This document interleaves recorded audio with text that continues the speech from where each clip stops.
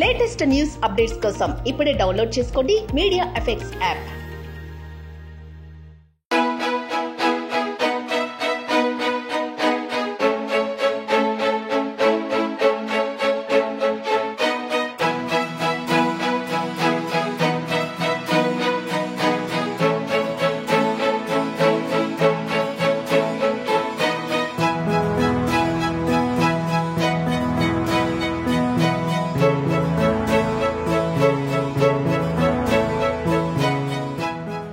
ఆయన చాలా సీనియారిటీ ఉన్న వ్యక్తి అండ్ దాసరి గారి కాంపౌండ్ నుంచి మొదలుకొని ఇట్లా చాలా సినిమాలు చేశారు. ఫస్ట్ టైం ఆయన మెగాఫోన్ పట్టుకున్నారు డైరెక్టర్గా. అయితే నేను తమ్మాడి భరద్వాజ గారి ద్వారా నేను ఇండస్ట్రీ పరిచయాను, మీకు తెలుసు. దాని తర్వాత ఒక 44 సినిమాలు చేశాను. సో దీనిలో ఇది నాకు 38వ సినిమా. ఆయన స్టోరీ చెప్పారు. It's about commercial film with social element.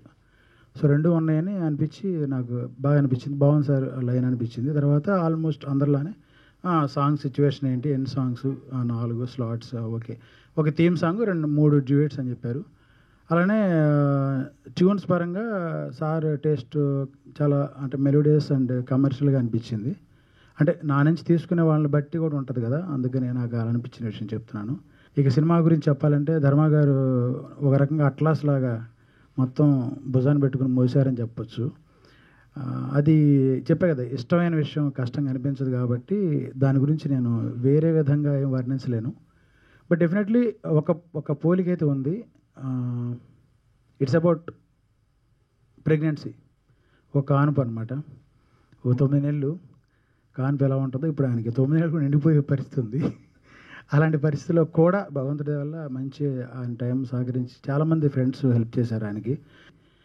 So అది వ్యక్తిగతంగా చాలా మంచి వ్యక్తి. ఆయన టెక్నీషియన్ పరంగా ఎంతవరకు how far I can do wonders అనేది ఇప్పుడు ఈ సినిమా రిజల్ట్స్ చెప్తాయి. ఎందుకంటే మనం చిన్న సినిమా పెద్ద సినిమా అనేది ఏం లేదు, ఓన్లీ హిట్ ఆర్ ఫట్ రెండే ఉంటాయి. సో ఇది వర్కౌట్ అవ్వాలని కోరుకుంటున్నాం, ఎందుకంటే మేము పనిచేసాం కాబట్టి కోరుకుంటాం.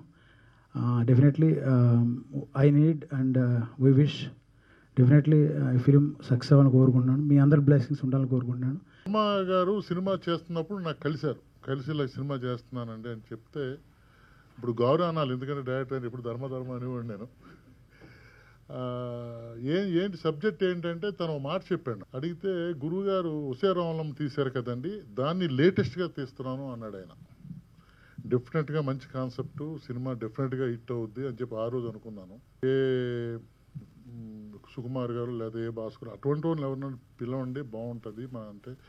ఆయన అన్న గొప్ప మాట ఏంటంటే, లేదండి గురువుగారు కాంపౌండ్లో గురువుగారి తర్వాత మీ ఆశీస్సులు కావాలి నాకు, మీరు కంపల్సరీగా రావాలి అంటే నేను ఈరోజు విజయవాడ నుంచి ఆయన కోసం మధ్యాహ్నానికి వచ్చానండి. గురువుగారు దాసరి నారాయణరావు గారు పైనుంచి ఆయనకు ఆశీస్సులు ఇవ్వాలని, ఈ సినిమాతోటి ఆయన డెఫినెట్గా మంచి మంచి మంచి సినిమాలు చేయాలని ఆ భగవంతుడు కోరుకుంటూ, ఒక్కసారి సార్ ధర్మ గారు మీరు డెఫినెట్గా, ఎందుకంటే ఆయన దగ్గర చాలా మనిషి చాలా కామ్ గోయింగ్, తనకి ఏం కావాలో అదే మాట్లాడతాడు, ఇంకెక్కువ మాట్లాడరు. మేము కలిసి అదే కాంపౌండ్లో భోజనాలు చేసి టిఫిన్లు చేసి గురువుగారు ఫంక్షన్లు చేసి అంత బాగా కలివిడిగా ఉన్నాం మేము. భగవంతుడి దేవలో ఈ సినిమా పెద్ద హిట్ అయ్యి ఆయన అన్ని సక్సెస్ అయ్యి నెక్స్ట్ 4-5 సినిమాలకు వెంటనే ఒప్పుకోవాలని భగవంతుని కోరుకుంటూ, సాయి గారు మంచి మ్యూజిక్ ఇచ్చారు సార్, చాలా చాలా సంతోషం. రైటర్స్కి అందరికీ, టీం అందరికీ, అమ్మ నీకు కూడా, ఎందుకంటే నువ్వు ఫ్యామిలీ మెంబర్ లాగా వచ్చి సింగర్స్ యాంకర్ అవ్వాలంటే ఫ్యామిలీ మెంబర్స్ అయితేనే వస్తారు, అలాగా వచ్చినందుకు చాలా సంతోషం.